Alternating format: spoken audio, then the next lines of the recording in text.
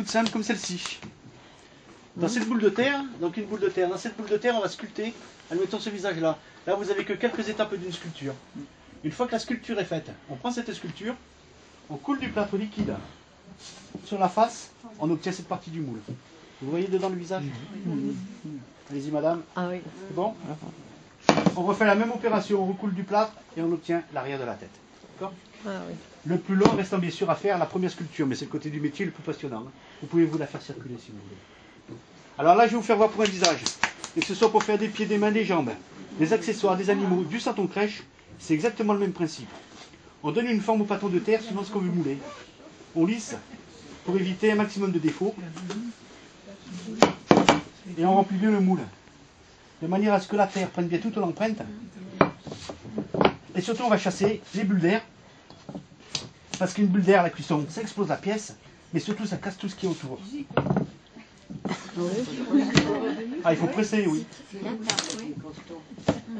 Et là, grâce au moule en plâtre, eh bien, on va démouler tout de suite.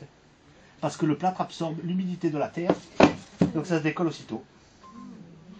Et voilà. Donc vous voyez que le moulage par lui-même, c'est relativement assez rapide. Tout ce qui est long, c'est tout ce qu'on apporte au santon par la suite. Ne vous approchez pas, je vais lever la tête.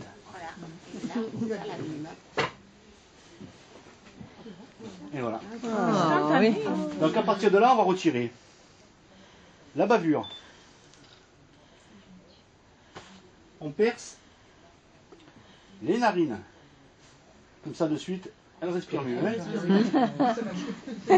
Avec le pinceau et de l'eau, on lisse l'argile parce qu'on laisse beaucoup les empreintes des doigts. S'il y a un petit défaut, eh bien on le fait disparaître.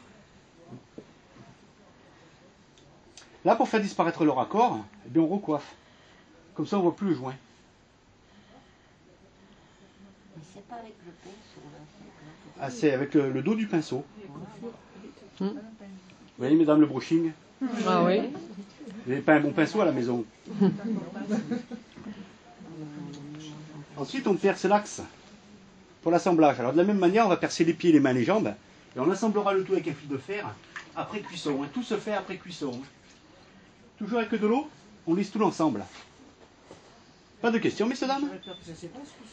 Ah ben, il faut appuyer suffisamment pour lisser la terre, mais pas trop fort pour ne pas la déformer. Plus je vais appuyer, Avoir une main de velours dans et un gant de... voilà, tout à fait. Dans un gant de velours. Pas de questions, messieurs, dames? Couleur de peinture, tandis que dans les visages, donc ça va être beaucoup plus long, puisque dans les yeux, il y aura 7 passages de peinture. D'abord, je vais faire ici le blanc. Ensuite, il y aura l'iris qui peut être vert, bleu, marron. Il y aura la pupille, le petit point blanc, le cil, le sourcil, la paupière et une petite pointe de vernis qui va donner l'éclat à l'œil. Je vais rajouter ici le fard à joues, les lèvres et 2 passages de peinture dans les cheveux. Donc on arrive... Comment? Un vrai maquillage. Un vrai, comme nous. On va arriver entre 12 et 13 passages que pour un seul visage. D'accord? Tenez. Alors les ongles, ça sera un peu plus long. Oui, alors pourquoi? Parce qu'il y aura des barbes, il y aura des moustaches. Hein? Messieurs, tenez. C'est d'une délicatesse les yeux. Eh oui. C'est magnifique. Oh, c'est long. Oui, c'est long.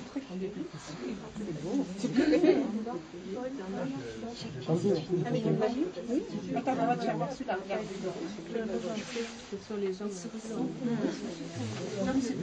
C'est plus difficile parce qu'en fait, il y a les pompiers, ils auront leur casque aussi, donc ça sera un peu plus long. Voilà. Et aussi, vous êtes seul pour faire tout ça? Non, il y a Marianne qui peint aussi. Ah. Non, non. Non, on est deux, donc on est polyvalentes. Hein. Les habiller ou leur donner une attitude différente à chacun. Donc à partir de là, l'habillage va le prendre nu, elle va terminer complètement le santon à l'habillage. Alors les vêtements, chaque fois qu'on va créer un nouveau personnage, on va créer aussi un nouveau costume. On va mettre les patrons à l'échelle pour pouvoir les reproduire. Alors pour faire ces patrons, on va se servir de livres, notamment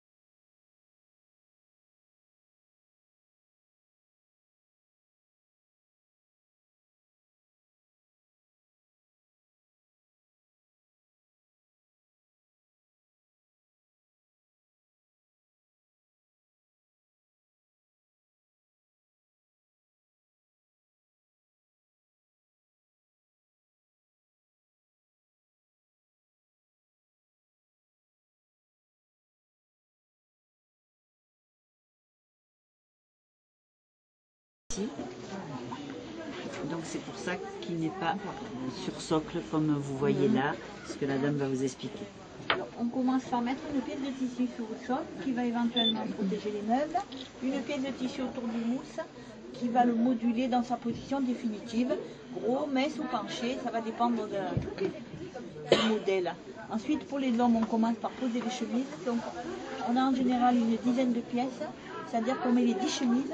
Ensuite, on monte les 10 pantalons qui sont déjà en place au montage. On place la ceinture qui s'appelle la taillole en Provence. C'est une ceinture qui était en flanelle, que tous les hommes portaient en France. Et chaque région a un nom, une couleur différente. Donc chez nous, elle était rouge ou noire, et ça s'appelle la taillole. Ensuite va venir un gilet, ça peut être de la flanelle, du coton fleuri ou du velours. Des vestes et des pantalons, beaucoup en velours. Les chapeaux, c'était des grands chapeaux en feutre, notamment pour le berger, mais il y avait quand même des bonnets, des casquettes ou des bérets.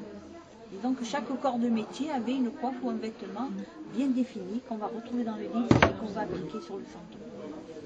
Voilà, on compte environ 2h30 de travail sur un santon, en additionnant tous les postes de travail du début à la fin. Au niveau de la main-d'œuvre, je parlais. Donc 2h30 en moyenne, un peu plus pour les femmes, puisqu'il y a un peu plus de vêtements au niveau de la couture et de l'habillage. Voilà.